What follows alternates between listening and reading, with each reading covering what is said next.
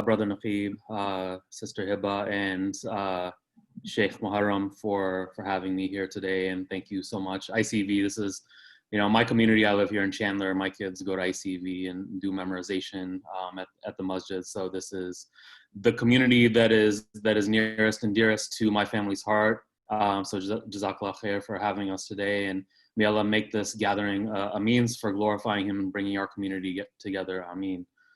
So I know that times are tough right now in terms of the times that we're living in. We're dealing with a lot of negative news. We're in the midst of a pandemic, COVID-19, which is taking people from our community. It's really been a difficult situation. It's disconnected people. We haven't been able to meet each other. So it's been a really strange year. And on top of that, just it seems as though the news seems to be very discouraging for a lot of people in the community, whether you see like the anti-Muslim bigotry that's being espoused on a day-to-day basis. Today, you just had a candidate for Congress sharing a meme with a gun showing, the two Muslim congresswomen sort of threatening them. So you know that part of this year and part of this election cycle, there's Muslims and the Muslim community are going to be a central aspect to that. Add that to the fact that during this pandemic, we've seen all types of injustice right in front of our eyes, whether it's the George Floyd killing, whether it's the Jacob Blake killing, and so many countless others. And so for a lot of people, they're feeling very low right now, and they're feeling disempowered from really what can they do to change the system. So I want to start, I know that there's a lot of, I guess I'll start with sort of the, what do you call it, like the objections that people have. A lot of people ask the question to me, like, what is the point of voting? Why is it so important? Some of the complaints include, well, the electoral college is a flawed system, and so our votes really don't count. Oh, it's only a two-party system, unlike other countries where you don't even get true representation. It's just one party or the other. And some people say, if I live in certain state or certain place, my vote doesn't really make a difference, or the system is rigged against our community. So these are some of the objections that people have from the community. And I just want to take a step back, and I want to recognize what we're dealing with. We have to look at our country's history through the lens of everything that's happened throughout our history. And not many people know this about me, but I was born in Alabama, Auburn, Alabama. And my parents actually came to the US right during the Civil Rights Movement in the mid-1960s. This was a time when segregation still existed in this country, where Black people couldn't even drink from the same water fountains as white people. And you learn some of this, but for a lot of us within our education system, it's sort of like a anesthetized version of history. You don't get to hear and see the exact history that we've had to deal with in this country. And I had the pleasure through my work at CAIR, Council on American Islamic Relations, Arizona chapter, to go back to Alabama in 2017 for what was a really meaningful trip, because a lot of us, we are miseducated. We don't learn about the true history of this country and what's happened to the Black American community. I went to places like Selma, Alabama. I'm sure many of you have seen the movie.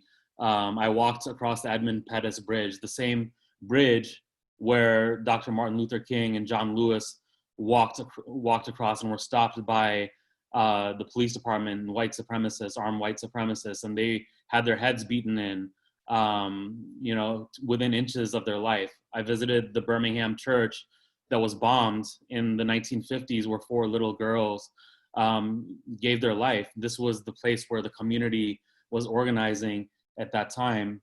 And I walked through and saw some of the relics of this segregated world that we lived in just 56 years ago. So this was one of the most powerful experiences of my life. And just to see the fact that people actually died for their right to vote in this country, people gave their lives just to have their voices heard in this country. We shouldn't minimize the efforts that other communities have put forth before us in order to exercise our right.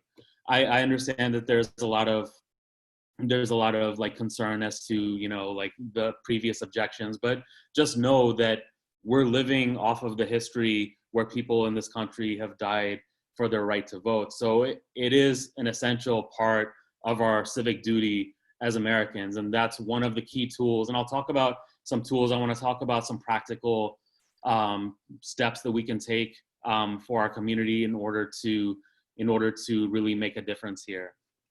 And so, yeah, I mean, when we talk about a presidential election, you know, 2020 is a very pivotal year. We're obviously not, we in ICEV don't endorse any candidates, so this is not a partisan gathering by any stretch of the imagination, but we know what our community is up against. We know that there was a Muslim ban that was passed. Many people from these countries that are listed in the travel bans were directly impacted by, you know, the travel restrictions that have been placed on so many different countries, whether it's Syria, whether it's Somalia, whether it's, you know, initially Sudan and Chad and so many other different countries. So that is a practical knowledge. We have people in our own Muslim community over here in the state of Arizona who were separated by this Muslim ban. You have, you know, family of Syrian refugees that were apart for 3 years. The wife was trapped in Turkey and she wasn't able to come live in Tempe with her husband. And alhamdulillah, they were able to, you know, petition the government and they got an exemption. But we know that it's not always easy. Not everybody who sends a petition in is able to get that exemption. And there's no reason for there to be a travel ban to begin with. It's rooted in you know, just racism and bigotry. So we know that there are laws that have been introduced and that are unjust, that are targeting our community. So it's important for us to realize the importance of this 2020 election on multiple levels. I want to talk a little bit about one of the objections that people have is that, well, my vote doesn't really count. I'm just one person. I don't really make a difference in the bottom line. And I would challenge that, because you really see, maybe if you talk about on, you know, a presidential level, well, actually, if you even look back at like the 2000 election, like, I mean, in the state of Florida, that was decided by just a couple hundred votes here and there. But if you start zooming out a little bit and talk about how we as a community build power and how we chart our course forward, we can't just look at a presidential election. I think that's one of the key challenges that we as a community have, is that we only see the election as okay, it's either this guy or this guy for the president. But in reality, there's so many different offices that we need to talk about that have an impact on our daily life. Let's look at, you know, the state legislature, for example. These types of elections are decided by just a few votes here and there. You have, you know, 30 plus districts in the state of Arizona that are meted out. You have 2 legislators per district. You have a state senator as well. So these are the people that are representing your cities, your neighborhoods, and these elections can be decided by just a few, you know, 100 or 200 votes either way. This is a place where the Muslim community's united vote could make a difference in terms of who you have as an elected official. The question when it comes to an office like this, like, are we educating ourselves? Are we, do we even know what the state legislature does? Do we know what their purview is, what type of laws they pass?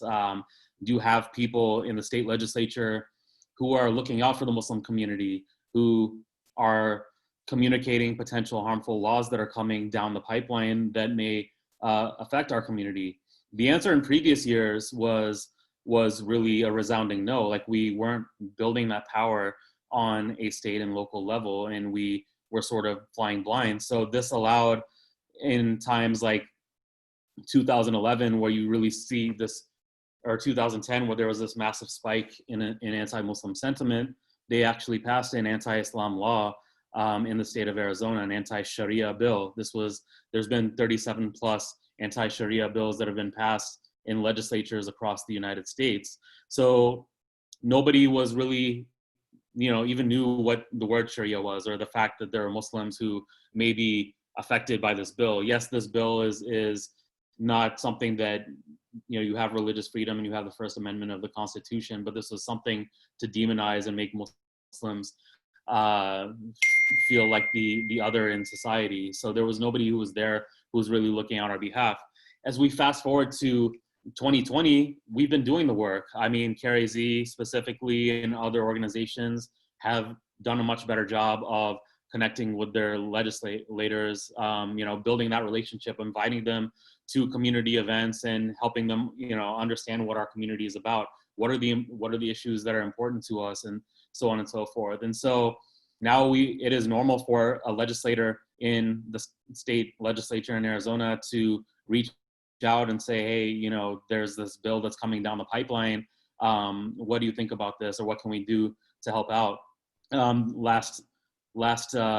There was an anti BDS measure that was introduced. So this is the ability to boycott, divest, and boycott, divest, and sanction the state of Israel. So basically standing up for the rights of Palestinians and to boycott. And this was passed in the state. CAIR actually had sued the state, and we had gotten the state law actually adjusted. But they're continuously, if Palestine is a important issue to you, and it's important to all of us, then know that every time the new legislature comes into session,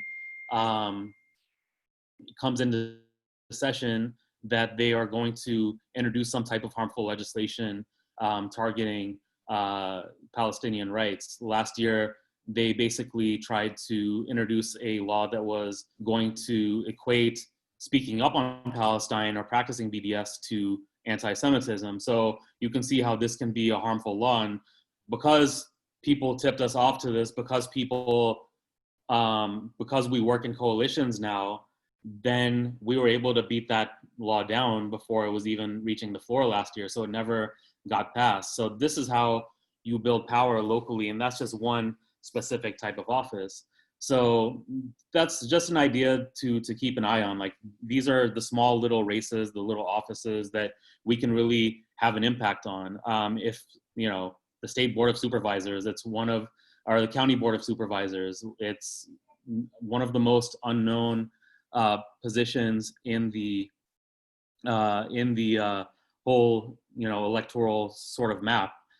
But it's one of the most powerful positions in the entire state, because they handle such a large budget for your counties and so on and so forth. So do we even know what's happening and who is running for these? What are their values? What are the values of the state legislators, state senators that are running as well?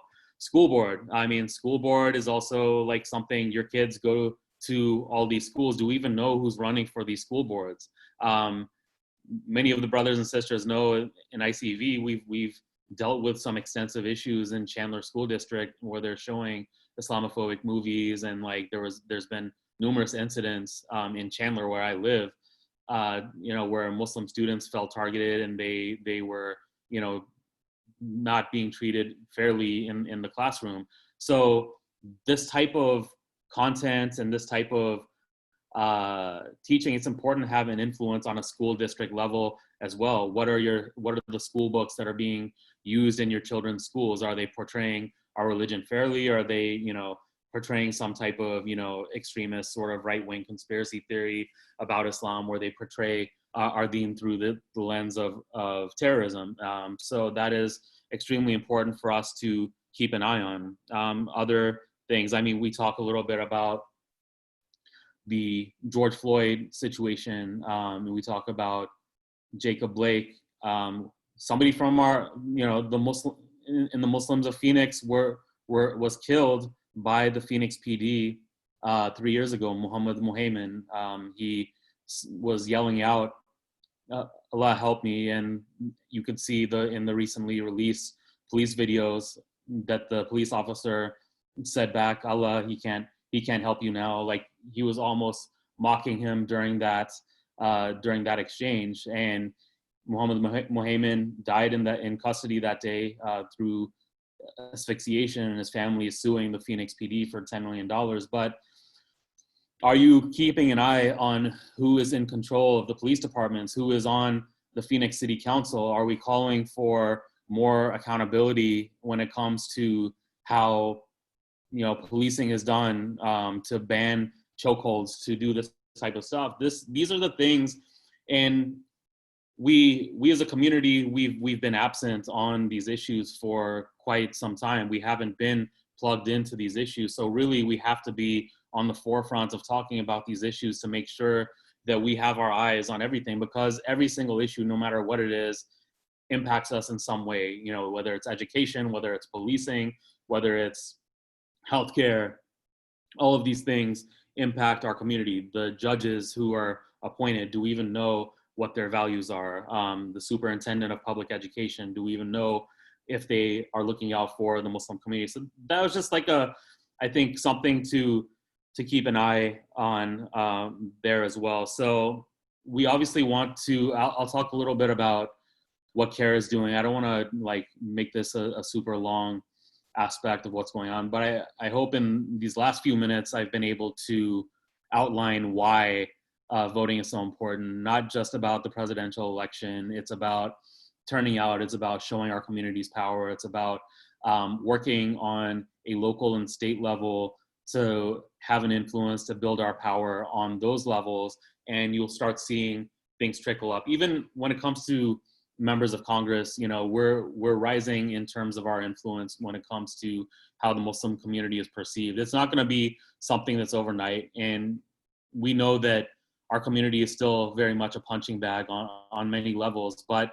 we're seeing progress being made. So don't feel discouraged when you see a presidential candidate being Islamophobic, or you see a member of Congress sort of being dismissive of Muslims, or if at a whatever, like a convention, they're not highlighting Muslim speakers. If we continue to build our power together and we continue to focus on building up from a local level, we're going to continue to see power being built. Now, and this affects a lot of issues, like the House of Representatives, the US House of Representatives, they get reelected every 2 years. Are we building relationships on the various issues? We have the most diverse religious community in the United States. I know that we, from a CAIR perspective, we were out there, we've been in their offices advocating for Kashmir, advocating against the Indian citizenship amendment that was taking place over there, for the Rohingya, for the Uyghur people as well, for Palestine. So we've been out there, and when the Congress people see us showing up and holding them accountable, they're going to value the voice of our community more. Now you're seeing them proactively invite our community. It's not just about, oh, who are you donating to, and so on and so forth. It's about the power that we present as a community. Are we showing up in their office when something is going wrong? So let's talk a little bit just about like some of the things that we're doing, because I want to talk about the practical side. And I have Sister Sakina, who is our lead organizer here as well, and she can chime in a little bit towards the end, and then we'll go to Q&A towards the end. So number one, we want to talk about voter registration. So this is the time, basically October 5th is the voter registration deadline in the state. So really our number one focus is to register as many Muslims as possible to vote in the general election. So it's important. Let me just drop a link here. I'll drop links in as we go along. My assumption is that a lot of you have already registered to vote, but in the case that you haven't, we've created a short link, bit.ly/MuslimsVote AZ. Give me 1 second here. I'll send this to everyone.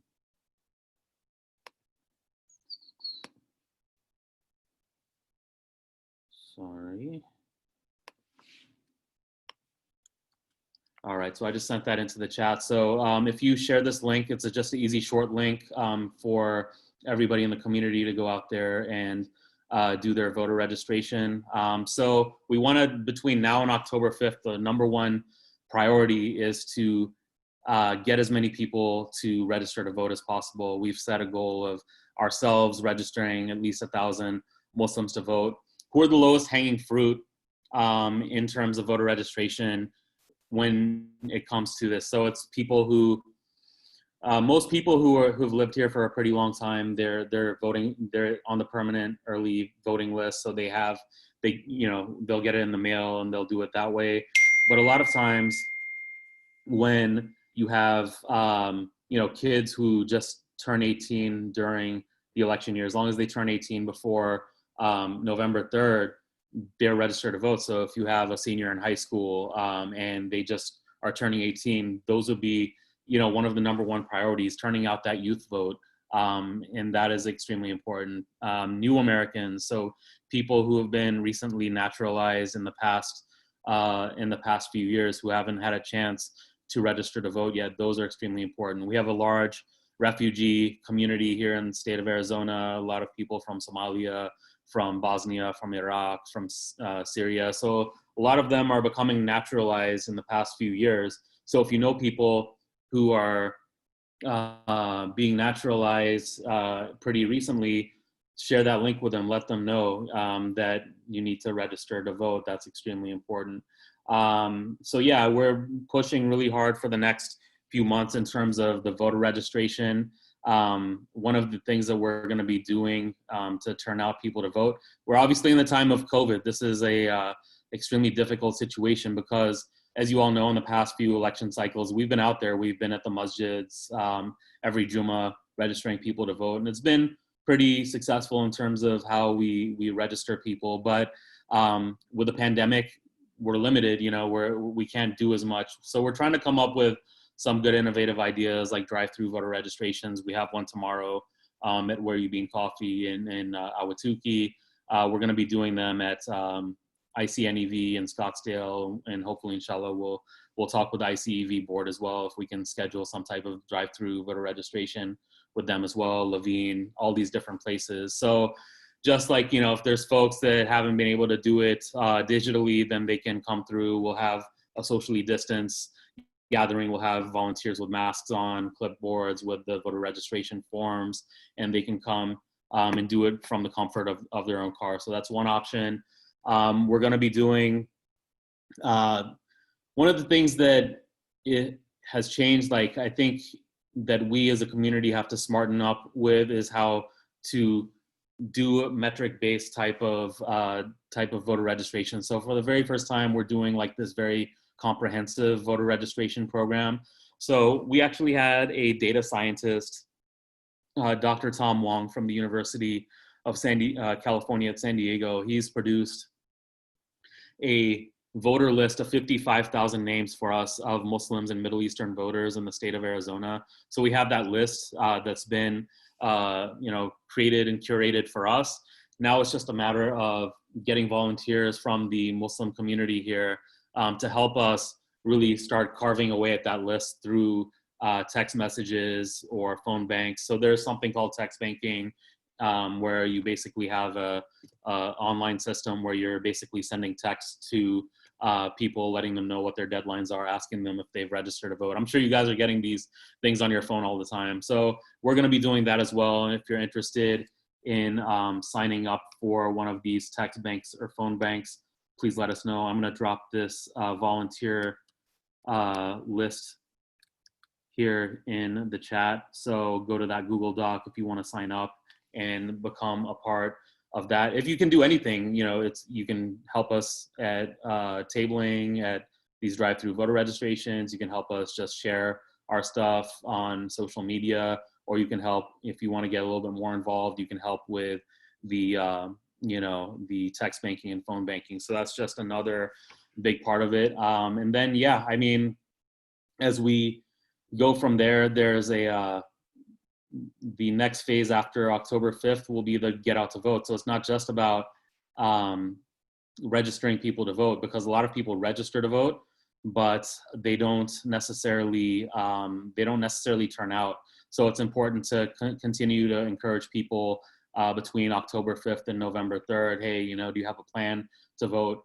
By the way, I mean, we're seeing what the news is. You know, the U.S. Postal Service has been severely hamstrung during this pandemic.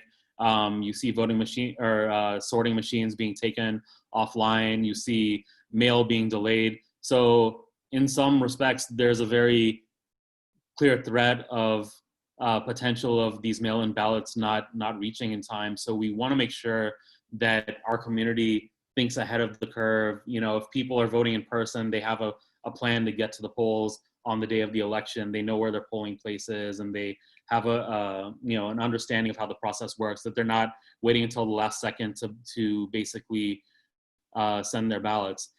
So for the organizations that are working for like the Latino community and for, you know, so many other minority communities, they've gotten this down to a science. They have a good understanding of how to just push people to the finish line. That's why you see such a growth in, like, you know, the growing power in their community over the course of the past few years.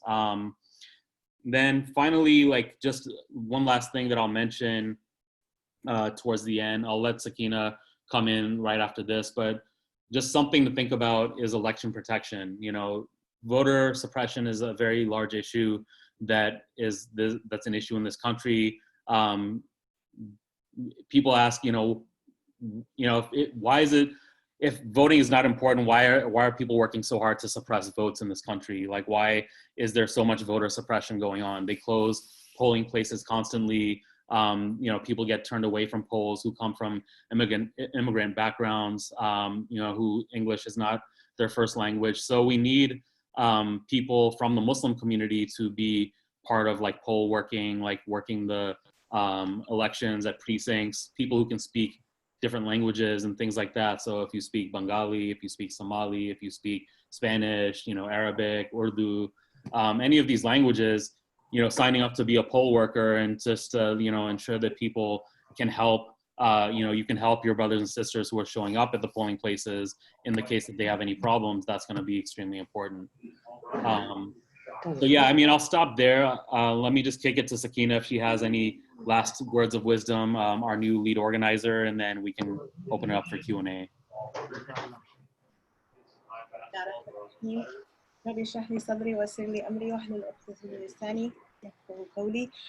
Assalamu alaikum, everyone. I feel Brother Imran did a wonderful job of really telling us the importance of voting and just giving you the history and background of where we are as Arizonans and why we should vote. He did a wonderful job.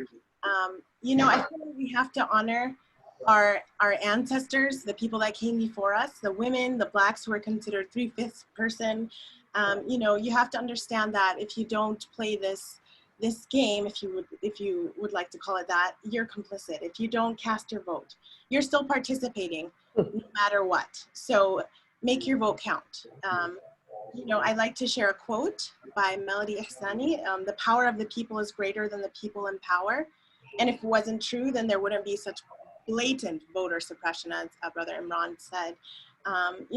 Feel good, because change is coming. Things are changing. Things are looking up. As Muslims, I feel we have to be optimistic and we have to have hope in Allah subhanahu wa ta'ala. He is al-adl, the just, the fair.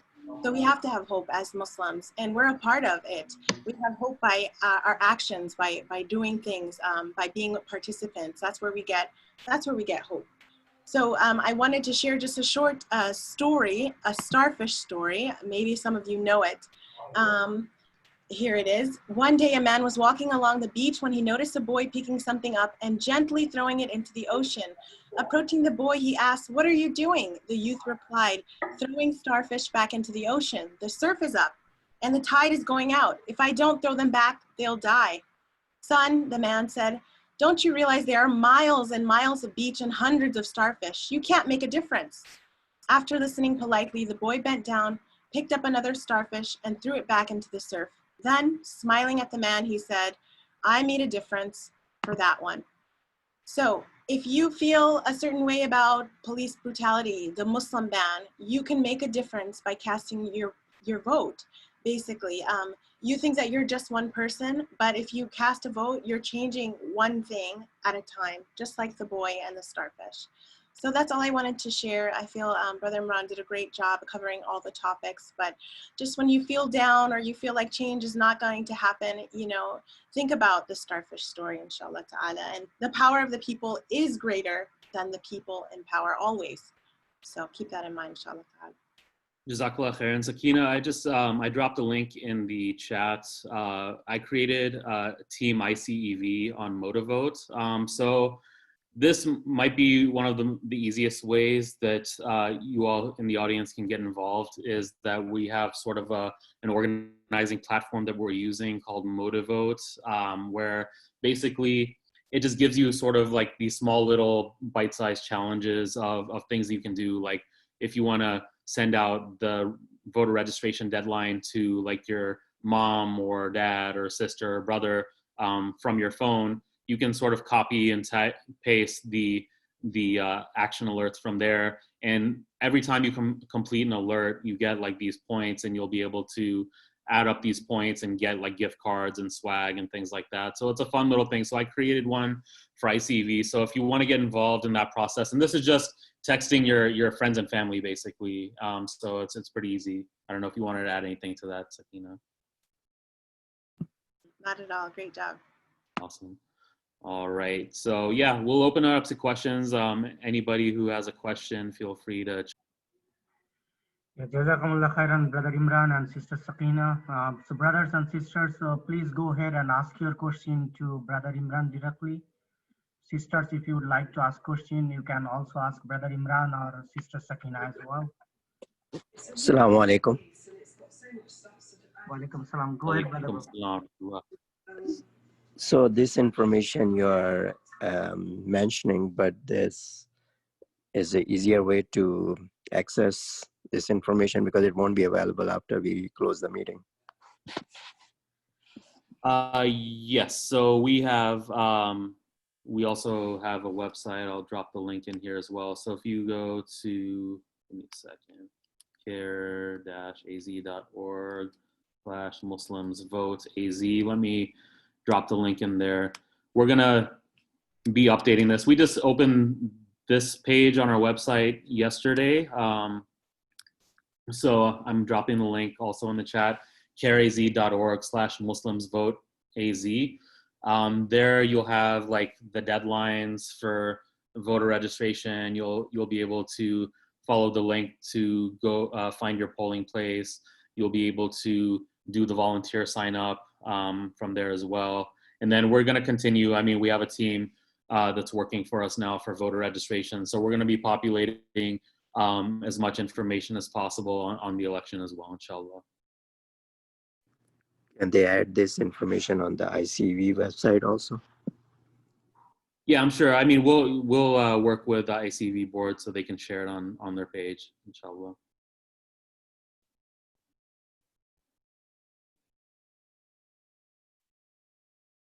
Any other questions?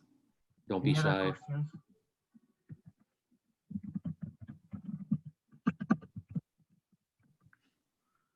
Assalamu alaikum, brother Imran. This is Masood. Wa alaikum salam wa rahmatullah. So I remember that in 2016 campaign, we had some opportunity to work. Like I remember that you and me, we met in Marysville for some campaign. And also I did some campaign in Levine and the 32nd Street Masjid close by, some of the apartments there. So those are considered it's a little bit low income kind of family around there. And I was surprised to see a lot of Muslims there also, right? African American and others. But one common theme was like, they were not at all enthusiastic about voting at that time. Like they were like, I don't know if it was the election cycle at that time or their day-to-day struggle or something. But this year, what do you see? Like, do you see that Muslims or even the low income and other communities are a little bit more enthusiastic, or is it because of that is the tragic part of our community in general? I think it's across the board. It is a constant struggle that people have to deal with. If they don't feel empowered with information, then they're obviously, if you're only looking at it from one single lens and saying, okay, it doesn't matter who I vote for president, nothing is going to change anyway. And for a lot of people, they have a right to feel that way because they don't see any type of reflection of things happening in their communities. So I think part of it is having educational resources. One thing that we did in 2018 is we created candidate guides for all of the areas that had the major masjids. We're going to be doing the same thing. Sakina and her team are working on this right now, where they're actually curating the list of people who are running for the state legislature and Senate and a lot of the other local offices as well. We're going to be sending out a questionnaire to a lot of all of the candidates basically, and they're going to be, you know, questions that are of importance to the Muslim community. So they're going to respond back. If they don't respond back, then that'll be very telling that they didn't even take the time to respond. If they do have a thoughtful response, then if we're able to get the message out to as many people from our communities as possible, then it will just only help people be armed with more information and more empowerment to get out there to vote. Additionally, like we have, like I mentioned, a very large refugee resettled community out there in like Central Phoenix and North Phoenix as well. So we are working with all of the refugee resettlement organizations. Like there's something called the We Are All America project, and under that project, it's, you know, the IRC, Lutheran charities, Catholic charities, and a lot of these others. They're going to be working to turn out the vote in those high refugee resettled areas as well, where we have you know, those types of populations, and try to really get people from within those communities to get involved as well. I think, you know, you don't want to just be talking at people and letting them know that, oh, you got to vote. We want to like empower people from the different communities to be leaders and to really be on the front lines of this effort. So yeah, I mean, it's long story short, but it's a constant struggle. If we sort of talk about the impact that we can have locally, I think that's something that's a winning argument. This is the most important election of our lifetimes in my mind. There's a lot of harm that can be done. And if you look at marginalized communities, you know, you look at Muslims, you look at the Black American community, you look at the Latino community, refugees, asylum seekers. A lot of the people have been impacted over the course of the past few years. You know, it's a clear and present danger if things don't improve for these types of communities. So if we sort of give them, I think, a sense of, you know, urgency, but also follow up and, like, you know, not just worry about the election, but the education aspect is important as well. I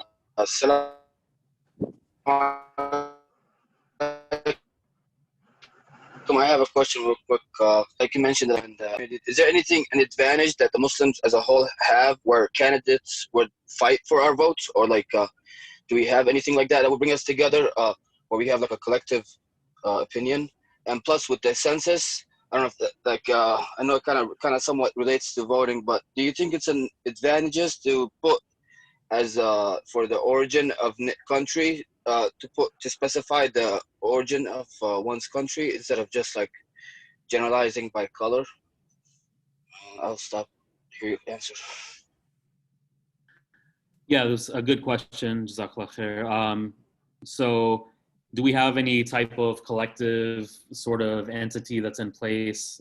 So the space that we're operating in currently would be considered to be the 501c3 space. So these are like nonprofit organizations like churches or mosques or charities and so on and so forth. So within the realm of like ICEV and CAIR, we are sort of limited in terms of the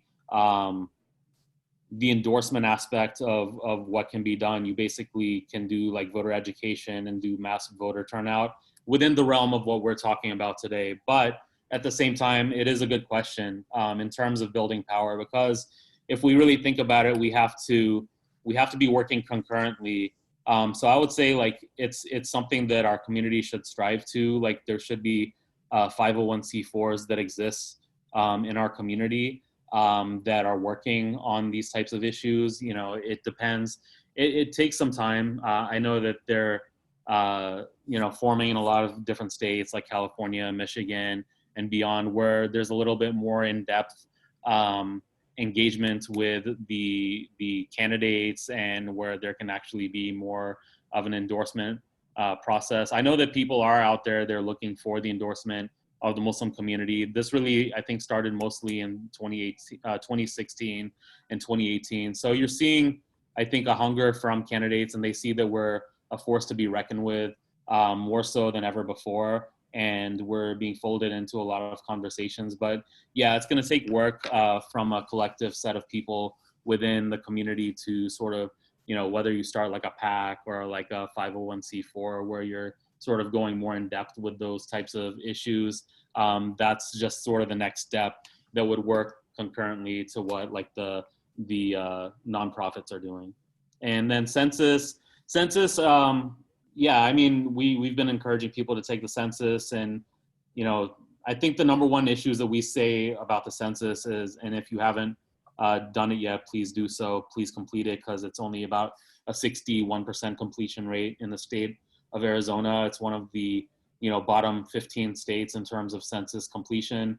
It does provide funding for our public schools, our healthcare systems, our infrastructure. So, you know, you see, you know, certain schools, if they're undercounted, they're getting a lot less money than, you know, areas that have actual full count. So it's important for us to have all of our hard to count communities counted. In terms of like adding country of origin, I don't think it really is going to make a difference.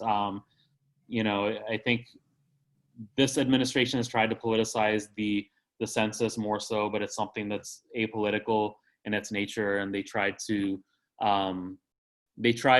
like, you know, utilize it for accessing the data of the people who were signing up for it, but the Supreme Court ruled against them. So thankfully it's yeah, I mean, thankfully it's a nonpartisan thing, and, you know, it's just basically creating general data.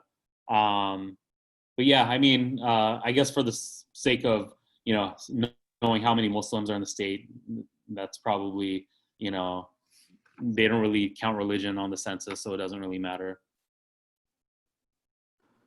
Brother Imran. So there is a question. So one brother, it could be a comment or a question too. So he says, during his years as a Muslim, he has learned that only he himself is responsible for the action. No one will have to answer his sins, but except him. So he has been both a Muslim and a police officers for years, and he's very disappointed in the meeting. So his question is basically, so at what level the personal responsibility will come into the scenario? Personal responsibility in terms of the action of, you know, an individual who's being arrested, or I guess his question is like for an individual level. So he was a police officer and a Muslim also. So he's kind of disappointed as a being police officer. Maybe we are saying a lot of things, right? Yeah, I mean, this is in no way, shape, or form a way of insulting the police. I mean, I have friends who are on the police force of the Phoenix PD. We have a local Muslim police advisory board. We work in conjunction with the police. I mean, even the FBI, like there's things that are, you know, you can criticize the FBI about. You know, there's a long history of targeting minority communities in this country. But at the same time, if there's a hate crime against our community, who are you going to call? You're going to call the police, or you're going to call the FBI. So we have, you know, good, strong working relationships. And we're at these tables with whether it's the Phoenix PD, whether it's the Maricopa County Sheriff's Office. Like, you have to separate the personal aspect. Nobody's saying that all police officers are bad or have had any, have ill intent, but there are, just in the case of these cases that are coming out in front of our eyes, like, there is a major concern in terms of these instances. And with the Black American community, there is a higher propensity of, individuals who are being shot and killed in these types of police confrontations. We're only seeing this now in the time of cell phone cameras and things like that. So if we take away the era of cell phone cameras, what's been happening throughout history? It's something that is, as a concern, as concerned human beings, as concerned citizens, you should hold accountable any entity, any type of area of government, municipality that works on your behalf. So, we should not be shying away from being able to criticize these things. It's the same thing when we see what happens to Palestinians, that have their, that are being stopped at checkpoints as they enter, Hebron or Jerusalem and things like that. As Muslims, is something that tears at our heartstrings. We should feel the same type of way in terms of, like, why is this trend always happening here with these communities of color? Like, it's something that is beyond just like a coincidence. It has to have, some of it may have to do with the, the training that they're receiving and things like that. So in no way, shape, or form are we saying that this is an anti-police department or anything like that. No, this is not the case. We're supportive of their function. They do a good job by and large, but when there's these instances, there has to be a level of accountability for any type of public official. Jazakumullah khairan. We are running out of time, brother. So I have a small, and I believe this is the last question, so forgive me. We all know that participating in the election is very important for all Muslims or all immigrants in the United States. But very often we focus only on the national level, as you said, maybe the president or the US senator. So we don't focus that much, or we don't pay much attention in the local level. So who is our school supervisor, or the local House of Representative, or the local senator? We don't focus on that. But that is very important too. As a Muslim, we need to know who is the best candidate, or who is the better candidate if we have two people running for the same post. So my question to you is that something CAIR or any organization educating our local Muslims or other community in terms of showing their credentials or the biography? Because most of the time we don't care about the local representative. Sometimes we don't vote, or maybe we vote blindly. So is that something you guys are working on that? Yeah, definitely. In 2018, like I mentioned earlier, we produced candidate guides for the general election. So we actually sent out, and this is twofold. I want to mention what the data scientist is doing well, but yeah, we sent out candidate guides to ICEV, to ICC, to ICCP, to Tucson Masjid, to Kingman Masjid. So we basically sent out these surveys to all of the state and local, or the state offices, basically, such as state legislator, candidates, and so on and so forth. And we asked them a series of questions. Hey, like what is your, what is your viewpoint on, funding the education system? How would you serve your Muslim constituents? Things of that nature, like the travel ban if they're running for Congress, or things of that nature. So we got a really good response the first time around in 2018. So we are working on that same thing in 2020.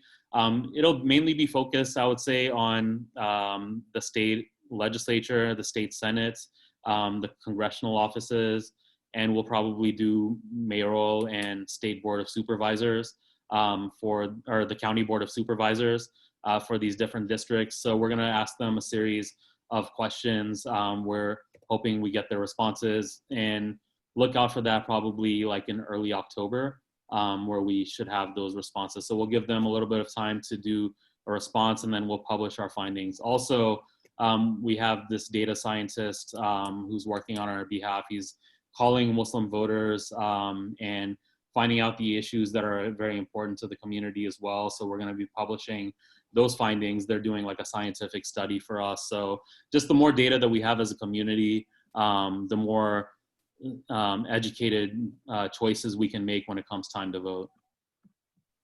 Jazakumullah khairan, brother. Well, yeah. Okay, we are running out of time, so brother, thank you for joining, and thank you our audience people as well, brothers and sisters. So brother Imran, we'd appreciate if you can lead the dua, inshallah, for us. Yeah, inshallah. ربنا ظلمنا أنفسنا وإن لم تغفر لنا وترحمنا لنكون من الخاسرين.